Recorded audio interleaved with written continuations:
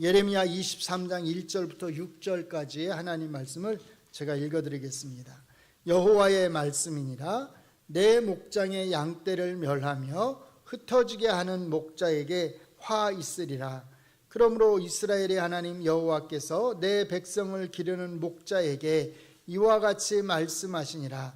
너희가 내 양떼를 흩으며 그것을 몰아내고 돌보지 아니하였도다. 보라, 내가 너희의 악행 때문에 너희에게 보응하리라. 여호와의 말씀이니라. 내가 내 양떼에 남은 것을 그 몰려갔던 모든 지방에서 모아 다시 그 우리로 돌아오게 하리니 그들의 생육이 번성할 것이며 내가 그들을 기르는 목자들을 그들 위에 세우리니 그들이 다시는 두려워하거나 놀라거나 잃어버리지 아니하리라. 여호와의 말씀이니라. 여호와의 말씀이니라. 보라, 때가 이르리니 내가 다윗에게 한 의로운 가지를 일으킬 것이라. 그가 왕이 되어 지혜롭게 다스리며 세상에서 정의와 공의를 행할 것이며 그의 날에 유다는 구원을 받겠고 이스라엘은 평안히 살 것이며 그의 이름은 여호와 우리의 공이라 일컬음을 받으리라. 아멘.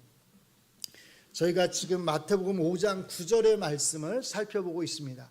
본문은 예레미야서로 저희가 잡았지만 항상 저희가 지금 다루는 말씀 그 배경에는 마태복음 5장 9절의 말씀, 화평하게 하는 자는 복이 있나니 저희가 하나님의 아들이라고 불리게 될 것이다 라고 하는 그 말씀을 염두에 두시면서 이 말씀을 들으셨으면 합니다.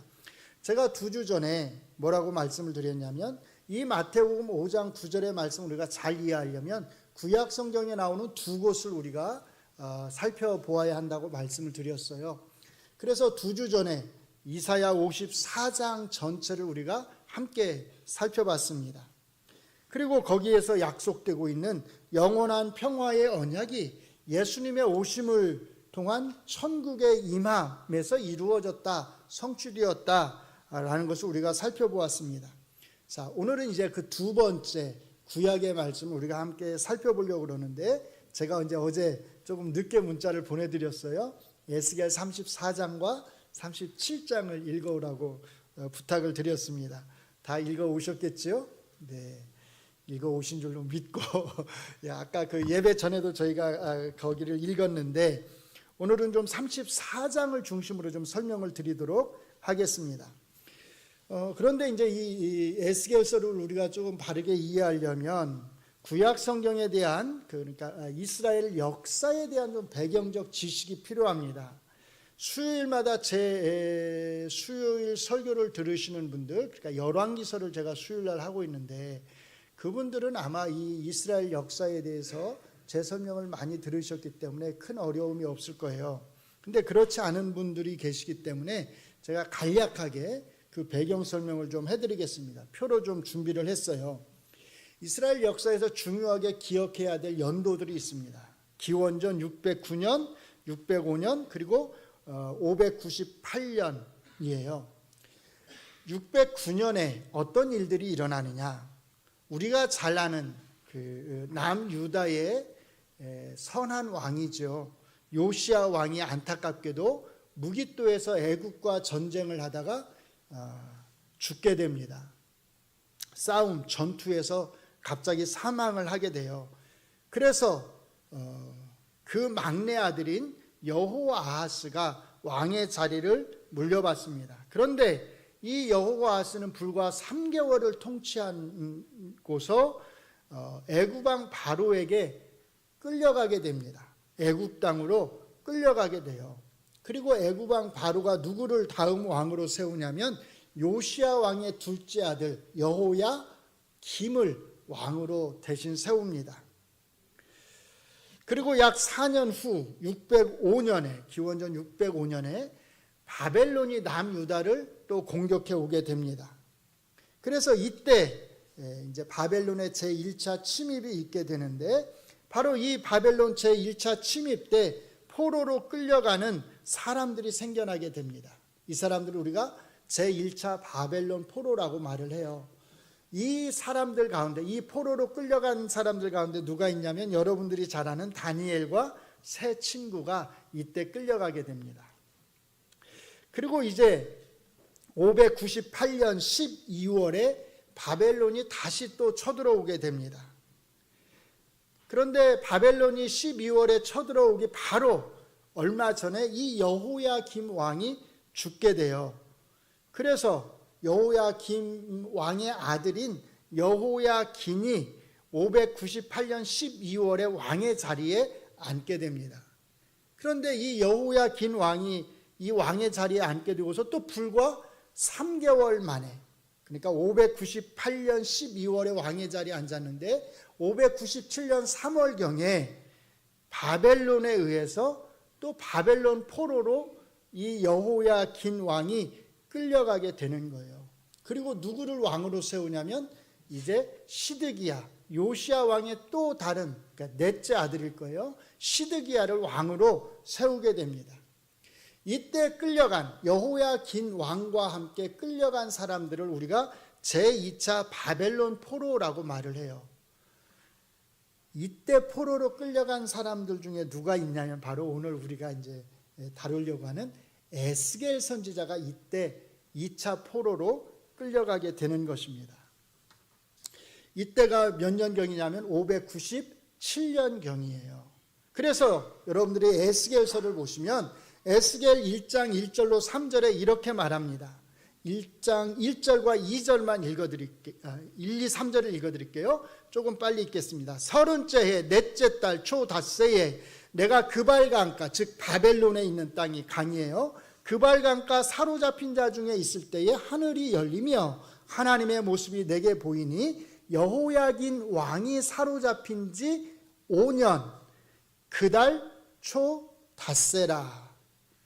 갈대아 땅, 즉 바벨론 땅 그발강가에서 여호와의 말씀이 부시의 아들 제사장 나 에스겔에게 특별히 임하고 여호와의 권능이 내 위에 있으니라. 자, 여기를 보시면 여호야긴 왕이 사로잡힌 지 몇 년이요? 5년째라고 말을 합니다.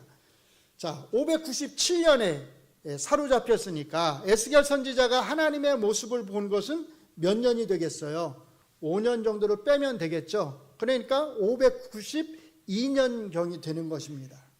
이때 에스겔의 나이가 몇 살이었다고 말하냐면 30째 해라고 말을 하니까 30살 정도 되었다고 하는 것을 알 수 있어요. 그러면 에스겔은 한 25, 6살경에 끌려간 게 되겠죠. 자, 중요한 건 이것입니다. 에스겔이 기원전 597년에 제2차 포로로 끌려갔고 5년경 후인 592년에 바벨론 땅인 그발 강가에서 처음으로 하나님의 부름을 받습니다. 그런데 또 5년 후, 그게 언제냐면 587년이에요. 남유다가 바벨론에 의해서 완전히 망하게 되는 거예요. 이때 587년에 끌려간 포로들을 가리켜서 우리가 바벨론 제3차 포로라고 말을 합니다. 당연히 이때 성전의 모든 기물들도 다 바벨론 땅으로 옮겨지게 됩니다. 자, 이렇게 해서 북이스라엘이 기원전 722년에 아수르에 의해 망하고요. 기원전 587년에 남유다가 바벨론에 의해서 망하게 됩니다. 뭘 뜻하겠어요?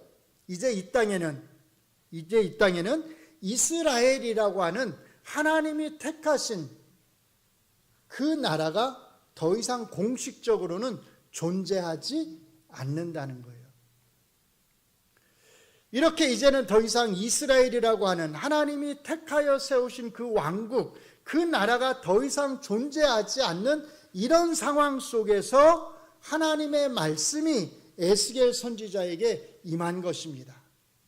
그게 에스겔 34장 2절의 말씀인데 같이 읽겠습니다. 인자야, 너는 이스라엘 목자들에게 예언하라. 그들 곧 목자들에게 예언하여 이르기를. 자, 여기 보시면 이스라엘 목자들이란 표현이 나와요.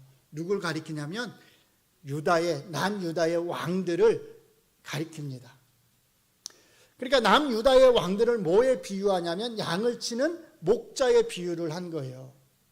왜 이렇게 비유를 하냐면 이 하나님께서 이 왕들을 목자가 양들을 돌보는 것처럼 그렇게 백성들을 잘 돌보는 왕들로서 목자들처럼 그렇게 세우셨다는 거예요.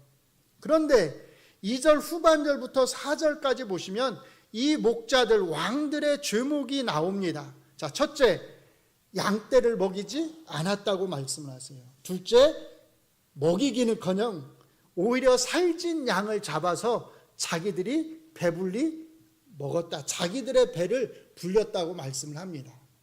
그러니까 이 왕들이 백성들을 얼마나 착취했는지를 이렇게 표현을 하는 겁니다. 셋째, 약한 자를 강하게 하지 않았고 병든 자를 고치지 않았고 상한 자를 싸매지 않았고 쫓기는 자를 돌아오게 하지 않았고 잃어버린 자를 찾지 않았다는 거예요. 무슨 뜻이냐면 하나님께서 이스라엘 왕들을 세우셔서 그들로 하여금 약한 자들, 돌봄이 필요한 자들을 잘 돌볼 수 있도록 그렇게 세우셨는데 오히려 이 왕들은 그런 사람들의 고통에 어려움에 무관심했다는 뜻입니다. 오늘날로 말하면 사회적 약자들의 고통에 전혀 관심을 갖지 않았다는 거예요.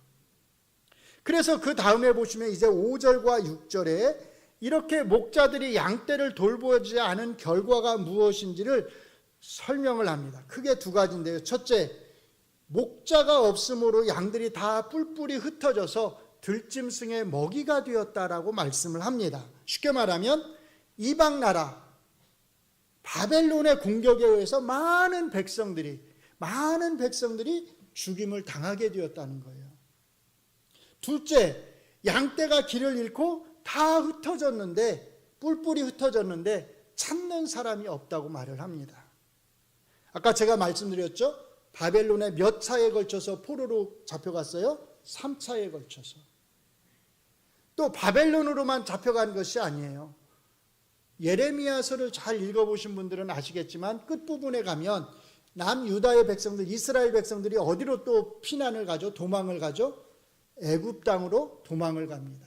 예레미야 선지자도 어디로 피난을 하냐면 애굽 땅으로 피난을 하게 돼요. 그리고 아마 거기서 예레미야 선지자도 죽었을 것입니다. 그뿐만 아니라 그 주변 여러 나라들로 이스라엘 사람들이 뿔뿔이 흩어지게 되는 것입니다. 바로 그것을 지적하는 거예요.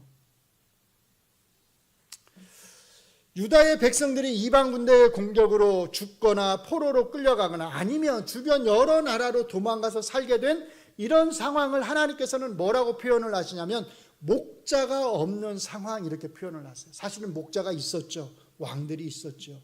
그런데 돌보지를 않았다고 말씀을 하시는 것입니다. 8절을 같이 읽겠습니다. 시작. 주 여호와의 말씀에 내가 나의 삶을 두고 맹세하노라. 내 양떼가 노략거리가 되고 모든 들짐승의 밥이 된 것은 왜요? 목자가 없기 때문이라. 내 목자들이 내 양을 찾지 아니하고 자기만 먹이고 내 양떼를 먹이지 아니하였도다. 제가 굳이 자세히 설명할 필요가 없을 것입니다. 자, 여기까지가 이스라엘의 목자들, 즉 남유다의 왕들이 행한 죄목입니다. 이제 그 다음이 중요한데요. 자, 이스라엘의 목자들이 왕들이 버린 이 양떼들을 이제 하나님께서 어떻게 하시겠다고 말씀을 하시냐면 자기 양을 다시 찾아오겠다고 말씀을 하십니다. 하나님께서 내 양을 이제 내가 다시 찾아서 누가 돌보겠다? 내가 직접 돌보겠다고 말씀을 하세요. 34장 10절을 제가 읽어드립니다. 주 여호와께서 이같이 말씀하시되 내가 목자들을 대적하여 내 양떼를 그들의 손에서 찾으리니 목자들이 양을 먹이지 못할 뿐 아니라 그들이 다시는 자기도 먹이지 못할지라. 내가 내 양을 그들의 입에서 건져내어서 다시는 그 먹이가 되지 아니하게 하리라. 직접 이제는 돌보시겠다는 겁니다. 특별히 16절을 보시면 앞에 4절에서 인간 목자들인 왕들에게 버림을 받았던 그 약자들에 대한 약자들과 관련해서 말씀을 하십니다. 16절과 17절을 읽어드립니다. 그 잃어버린 자를 내가 찾으며 쫓기는 자를 내가 돌아오게 하며 상한 자를 내가 싸매주며 병든 자를 내가 강하게 하려니와 살진 자와 강한 자는 내가 없애고 정의대로 그것들을 먹이리라. 주 여호와께서 이같이 말씀하셨느니라. 나의 양떼 너희여, 내가 양과 양 사이와 순양과 숫염소 사이에서 심판하노라. 자, 여기 잘 보시면 앞에 4절에서 언급되었던 상한 자를 싸매주고 병든 자를 강하게 해주신다고 말씀을 합니다. 반면에 살진 자, 강한 자는 어떻게 하신다고 그래요? 그들은 정의대로 먹이겠다고 말씀해요. 정의대로 먹이겠다. 그게 무슨 뜻이겠어요? 정의로 심판하신다는 거예요. 그래서 양과 양 사이에 심판을 하시는데 착취를 당한 양과 착취한 양 사이를 심판하시겠다는, 갈라놓으시겠다는 겁니다. 똑같은 말의 의미를 뭐라고 표현하시냐면 순양과 숫염소 사이에 심판하시겠다고 그래요. 순양은 뭘 가리키겠어요? 착취를 당한 백성들을 가리키겠죠. 숫염소는요, 착취한 왕들을 가리키는 거죠. 자, 이 왕들, 좀 넓게 말하면 지도층 사람들을 또 포함할 수 있겠죠. 이 사람들이 얼마나 못된 짓을 했느냐, 이것을 아주 재밌게 표현을 하는데요. 18절과 19절을 보시면 이런 식으로 표현을 해요. 이 착취자들은 자기들이 먹는 좋은 꼴을 먹고서 그게 남잖아요. 그럼 약한 사람들이 그것을 먹어야 되는데 그걸 어떻게 하냐면 발로 짓밟아 버린다는 겁니다. 자기들이 좋은 물을 마시잖아요. 그럼 남잖아요. 그럼 약한 사람들이 먹어야 되는데 어떻게 한다고 말하냐면 그 물을 발로, 그 물에 발을 이렇게 적신다는 거예요. 그래서 그 물을 더럽혀 버린다는 거예요. 그래서 약한 사람들은 더럽혀진 꼴을 먹고 발로 짓밟힌 물을 마신다라고 표현을 해요. 이렇게 못된 짓을 했다는 거예요. 물론 문자 그대로 이렇게 했다는 건 아니죠. 왕들이, 지도자들이 백성을 제대로 돌보지 못하고 그들을 착취하고 억압한 것을 이런 식으로 표현을 하는 것입니다. 그래서 이런 자들을 하나님이 다 심판하시고 이제부터는 여호와 하나님이 자기의 양들을 직접 돌보시겠다고 말씀을 하시는 거예요. 자, 근데 직접 돌보신다고 말씀을 하시는데 이번에도 잘 보시면 사실은 이번에는 정말로 하나님의 뜻을 완벽하게 행하는 한 목자를, 한 왕을 세워서 그렇게 하시겠다고, 자기의 양들을 돌보시겠다고 말씀을 하십니다. 그리고 그 한 목자, 그 한 왕을 가리켜서 뭐라고 말하냐면 내 종 다윗, 이렇게 말씀을 하세요. 자, 34장 23절과 4절을 같이 읽겠습니다. 시작. 내가 한 목자를 그들 위에 세워 먹이게 하리니 그는 내 종 다윗이라. 그가 그들을 먹이고 그들의 목자가 될지라. 나 여호와는 그들의 하나님이 되고 내 종 다윗은 그들 중에 왕이 되리라. 한 목자, 누굴 가리켜요? 왕을 가리키는 거예요. 근데 이번에는 진짜로 백성을 잘 돌보는 목자를 세우겠다는 거예요. 선한 목자를 세우시겠다는 겁니다.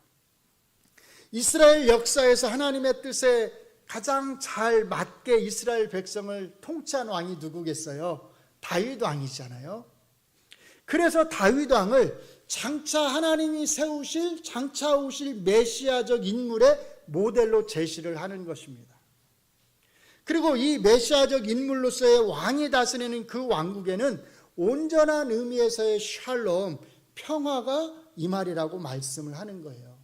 그래서 25절에 보시면 이렇게 말합니다. 내가 또 그들과 뭘 맺어요? 화평의 언약, 평화의 언약을 맺고 악한 짐승을 그 땅에서 그치게 하려니 그들이 빈들에 평안히 거하며 숲을 가운데서 잘지라. 그래서 평화의 언약에 대한 약속 다음에 나오는 게 뭐냐면 25절부터 29절까지 이들이, 이스라엘 백성들이 누리게 될 평화가 어떤 것인지를 설명을 합니다. 첫째, 악한 짐승이 없어서 빈들과 수풀에서 평안하게 지내리란 거예요. 둘째, 농사가 잘 되어서 소출이 많으리란 겁니다.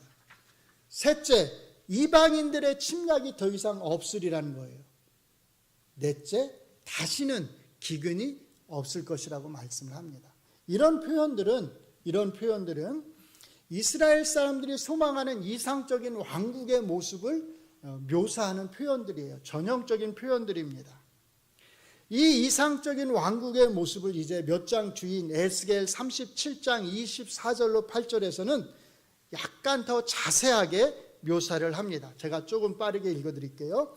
내 종 다윗이 그들의 왕이 되리니 그들 모두에게 한 목자가 있을 것이라. 그들이 내 규례를 준수하고 내 율례를 지켜 행하며 내가 내 종 야곱에게 준 땅 곧 그의 조상들이 거주하던 땅에 그들이 거주하되 그들과 그들의 자자손손이 영원히 거기에 거주할 것이요 내 종 다윗이 영원히 그들의 왕이 되리라. 내가 그들과 뭘 맺어요? 화평의 언약을 세워서 영원한 언약이 되게 하고 또 그들을 견고하고 번영하게 하며 내 성소를 그 가운데에 세워서 영원히 이르게 하리니 내 처소가 그들 가운데 있을 것이며 나는 그들의 하나님이 되고 그들은 내 백성이 되리라. 내 성소가 영원토록 그들 가운데 있으리니 내가 이스라엘을 거룩하게 하는 여호와인 줄을 열국이 알리라 하셨다 하라.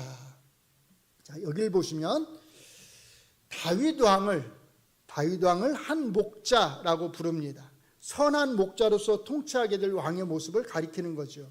그리고 또 여기에서도 평화의 언약이라고 하는 표현이 나옵니다.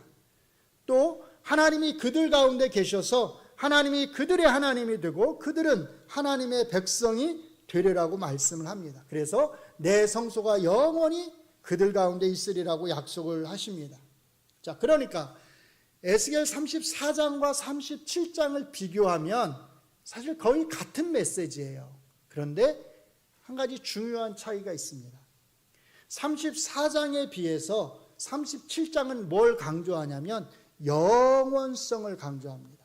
그래서 영원히, 영원한이란 표현이 반복돼서 나와요. 그건 뭘 의미하냐면 하나님께서 에스겔 선지자를 통해서 에스겔 34장에서 약속한 그 한 목자 다윗 왕이 통치하게 될 그 왕국은 그냥 이 땅에서 잠시 있다가 사라지는 그런 왕국이 아니라 영원한 왕국, 메시아의 왕국. 그래서 하나님이 그들의 하나님이 되고 그들이 하나님의 백성으로서 영원한 평화를 누리게 될 왕국이라고 하는 것을 37장이 강조를 하는 것입니다. 자, 그런데 구약 성경이 장차 오실 메시아적 인물로서 다윗 왕을 내세울 때 사실 이게 전부가 아니라는 거예요. 제가 강조하려고 하는 게 이제 여기 있는 건데 에스겔 선지자보다 앞서서 메시아적 인물로서 다윗 왕을 언급한 선지자가 있습니다. 그게 누구예요? 오늘 우리가 읽은 예레미야 선지자예요. 예레미야 선지자는 에스겔 선지자보다 먼저 하나님의 말씀을 받았습니다.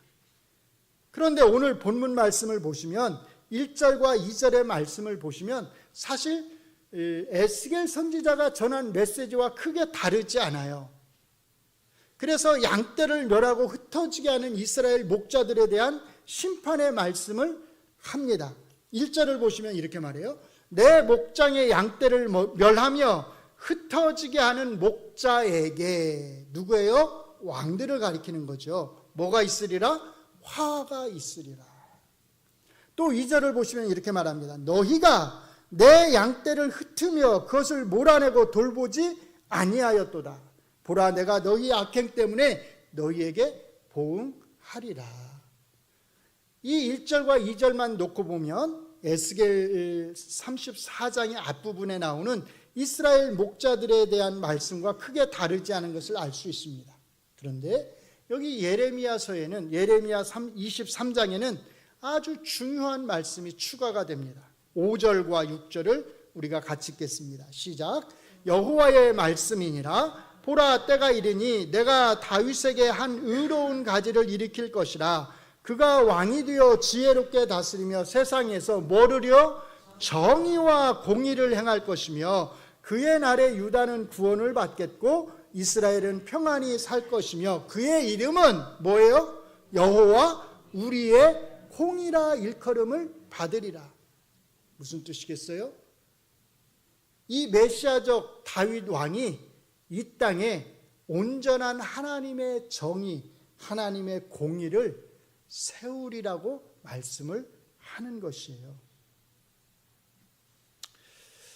그러니까 다윗으로 대표되는 이 메시아적 왕, 이 왕이 통치하는 그 나라는 정의와 공의로 특징지어진다는 뜻입니다. 성경에서, 특별히 구약 성경에서 정의와 공의를 말할 때 여기에는 두 가지가 반드시 들어갑니다. 첫째, 약한 자들에 대한 돌봄이에요. 이것은 아까 우리가 살펴보았던 에스겔 34장에서 충분히 설명을 하고 있습니다. 둘째, 이게 아주 중요한데요. 정의와 공의가 바르게 행해지려면 뭐가 필요하냐? 옳고 그름에 대한 바른 판단이 필요합니다. 올바른 재판의 실행이 필요하다는 거예요. 옳고 그름을 바르고 정확하게 판단하는 것이야말로 왕이 해야 될 가장 중요한 일이라는 겁니다. 그래서 왕은 백성들 가운데 억울한 일을 당하는 자가 없도록 해야 된다고 하는 게 하나님이 왕을 세우신 목적인 것입니다.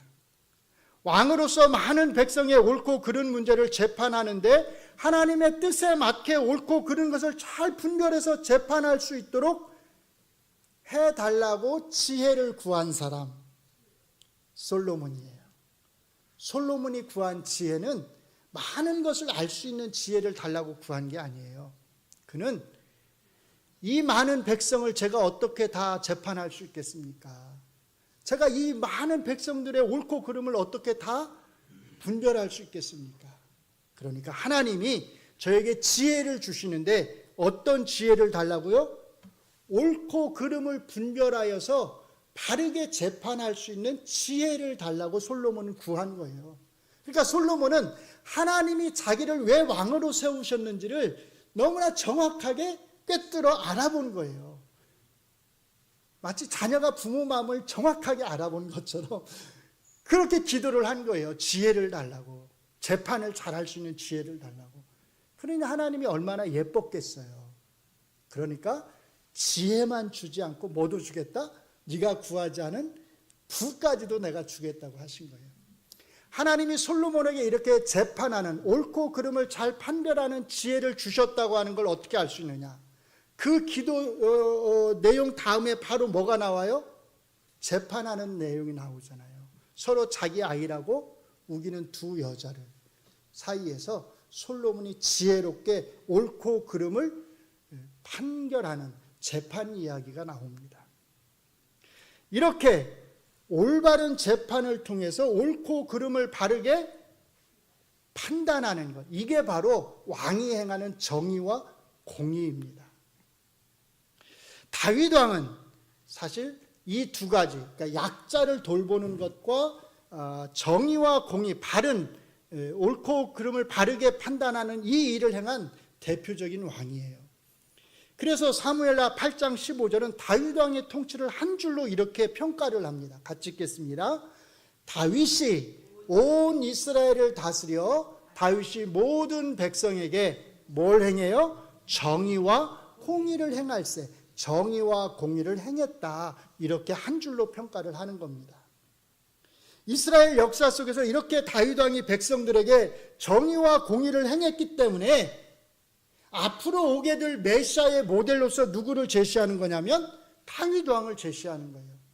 이 다윗 왕처럼 장차 올 메시아도 너희 가운데 영원한 정의와 공의를 행할 것이라고 말을 하는 것입니다.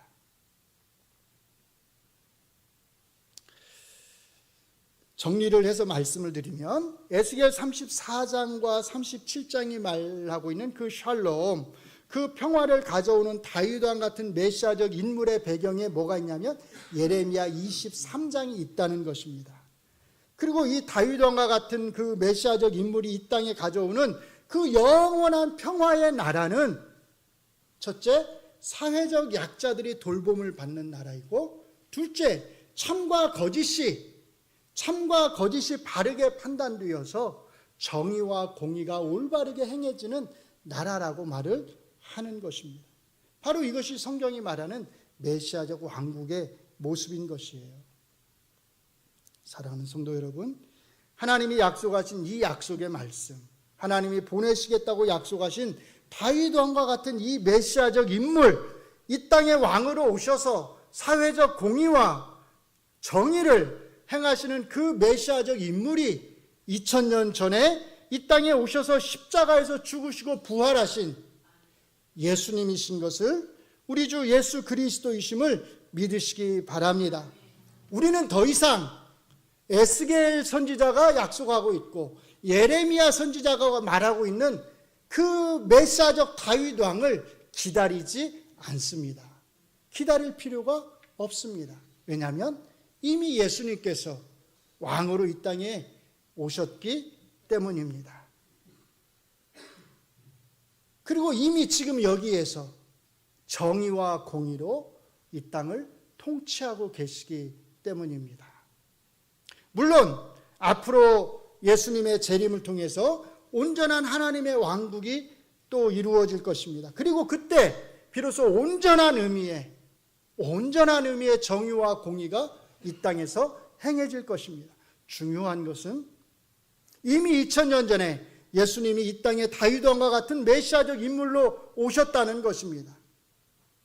그것이 함축하는 것은 이미 예수님께서 이 땅에서 정의와 공의로 우리를 통치하고 계시다는 겁니다.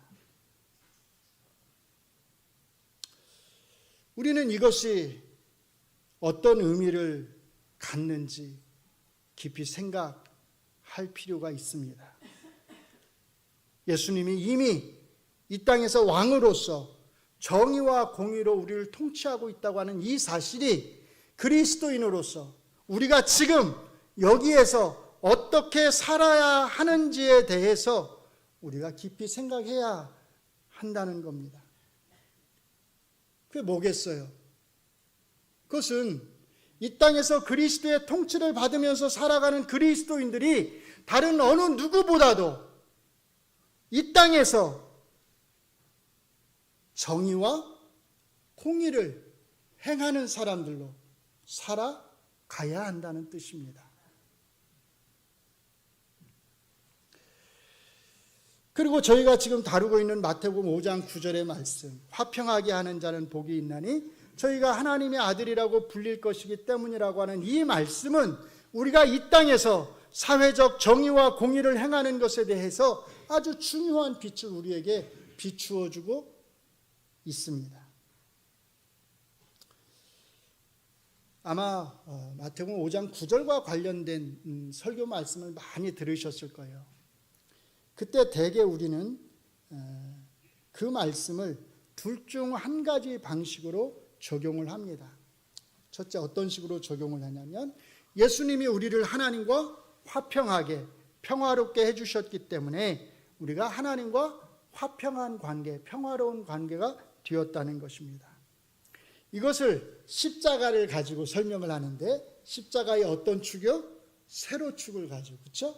하나님과 인간을 예수님께서 화평하게 하셨다. 이것이 십자가의 세로축이 의미한다고 말을 합니다. 둘째, 우리가 또 서로 화평하게 지내야 한다는 것입니다. 그래서 교회 공동체에 있는 모든 성도들이 다투면 안 되고 분열하면 안 되고 싸우면 안 되고 서로 용서하고 사랑하면서 평화롭게 지내야 한다고 말합니다. 이것을 십자가의 어느 축을 가지고 설명해요? 가로축을 가지고 설명하잖아요. 그래서 십자가는 두 가지를 나타내는 거예요. 세로축을 통해서 하나님과 우리가 평화롭게 되었다고 하는 것, 가로축을 통해서 우리가 서로 평화롭게 되었다고 하는 것. 우리가 이런 설명을 많이 들어왔습니다. 그리고 당연히 맞는 말입니다. 예수님이 우리를 하나님과 화평하게 하셨고 또 우리를 서로 간에 화평하게 하셨습니다. 그러나 그게 다일까요? 우리가 믿음을, 신앙을 이렇게 주로 대교회 중심적으로 우리 이 공동체 안에서 화평이 이루어져야 되고 다투면 안 되고 싸우면 안 되고 이런 식으로 한정해서 우리가 말씀을 이해하고 또 우리의 개인의 구원 차원에서만 이 말씀을 이해해서 내가 하나님과 화평하게 되었다라고 하는 이런 차원에서 이 말씀을 이해하는 것으로 우리가 그치기 때문에 그 말씀이 맞는 말이긴 하지만 우리는 하나님께서 이 땅을 향해서 가지고 계신 예수님을 통해서 이루신 그 구원의 계획이 얼마나 크고 넓은지에 대해서, 그리고 그 하나님의 구원의 계획이 온 세상을 포괄하는 그 하나님의 구원의 계획이 우리가 이 땅에서, 이 세상에서 다른 민족들과 어떻게 살아가야 되고, 나와 신앙이 다른 사람들, 무슬림들하고 어떻게 살아가야 되고, 불교 신자들하고는 어떻게 살아가야 되는지, 그들과 어떻게 함께 살아가야 되는지에 대해서는 우리가 잘 모른다는 것입니다.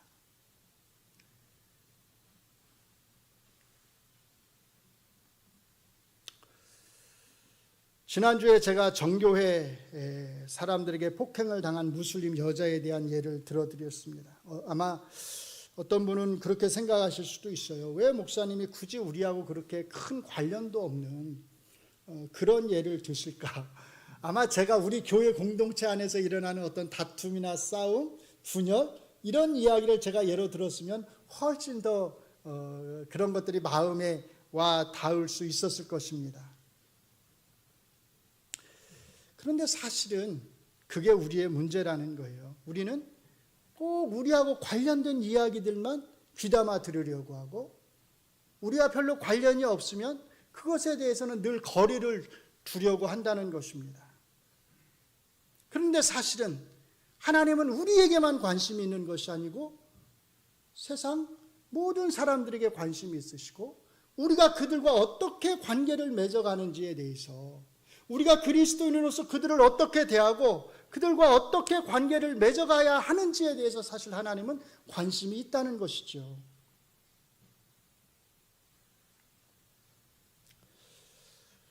제가 지난주 들어드렸던 예는, 지난주에도 잠깐 말씀을 드렸듯이 그들에게만 그런 악이 있는 것이 아니라는 거예요. 우리에게도 그런 집단적인 악을 행할 수 있는 그런 악이 자리 잡고 있다는 것입니다.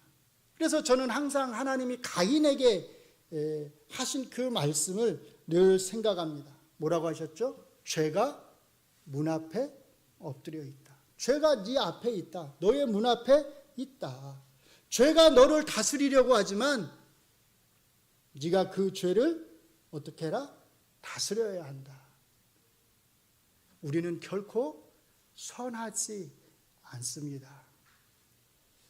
우리는 결코 선하지 않습니다. 우리 안에는 언제든지 악을 행할 수 있는, 특별히 집단적인 악을 행할 수 있는, 왜요? 그렇게 하면 나의 죄가 가려지기 때문에 그런 악의 본성이 항상 남아 있음을 우리가 알아야 합니다. 우리가 보지 못할 뿐입니다. 우리가 예수님의 이름으로, 그리고 하나님의 이름으로 얼마나 못된 짓을 많이 하고 있는지 우리가 보지 못할 뿐이고, 보고 싶어 하지 않을 뿐이고, 또 보고서도 그냥 모른 채 할 뿐이란 거예요. 제가 지난주에 두 가지를 말씀을 드렸어요. 첫째, 국가 폭력의 위험성입니다. 둘째, 종교적인 폭력의 위험성입니다. 오늘 한 가지만 더 말씀을 드리면 집단적 망상의 위험성입니다. 그리스도인들이 정신을 차리지 않으면 그리스도인들은 믿음을 내세워서 집단적인 망상에 빠지기가 쉽다는 겁니다. 얼마 전에 어떤 사람이 그렇게 말하는 것을 들었어요. 우리나라에서 가장 집단적인 망상에 빠지기 쉬운 사람들이 누구냐? 기독교인들이란 거예요. 물론 아니다, 우리가 이렇게 부정할 수도 있겠지만 저는 그 말을 우리가 정말 잘 새겨들어야 한다고 생각을 합니다. 우리가 믿음을 내세워서 옳고 그름을 제대로 분별하지 못하면 아무 생각 없이 나아가게 되면 우리가 집단적인 망상에 빠져서 잘못된 길로 가는 줄도 모르고 그 길을 향해서 간다는 것입니다. 판단력을 상실해버리면 나타나게 되는 것, 그것은 타인에 대한 폭력입니다. 집단이 망상에 사로잡혀서 올바른 판단을 못하면 그것은 더 큰 폭력으로 나타나는 거죠. 잘 생각을 해보세요. 하나님이 모든 사람에게 일반적인 의미에서 옳고 그름을 분별할 수 있는 건전한 이성을 주셨습니다. 이것은 우리도 가지고 있고 믿지 않는 사람들도 가지고 있습니다. 그래서 믿는 사람이든 믿지 않는 사람이든 어떤 일이 발생했을 때 그것의 옳고 그름을 자기의 건전한 이성을 사용해서 분별할 수 있도록 하나님이 해주셨어요. 그런데 그리스도인은 여기에 한 가지가 더해 있습니다. 추가되어 있어요. 그게 뭐냐면 성령님의 조명하심입니다. 조명이란 말은 빛을 비추어 주신다는 거예요. 우리는 건전한 이성과 함께 성령님의 조명의 도움을 받아서 옳고 그름을 잘 판단할 수 있다는 것입니다. 그렇다면 한번 생각을 해보세요. 믿지 않는 사람들의 판단과 믿는 사람들의 판단 중에서 누가 더 옳고 그름을 정확하게 잘 판단할 수 있어야 할까요? 저는 당연히 믿는 사람들이 믿지 않는 사람들보다 옳고 그름에 대해서 더 잘 판단할 수 있다고 생각을 합니다.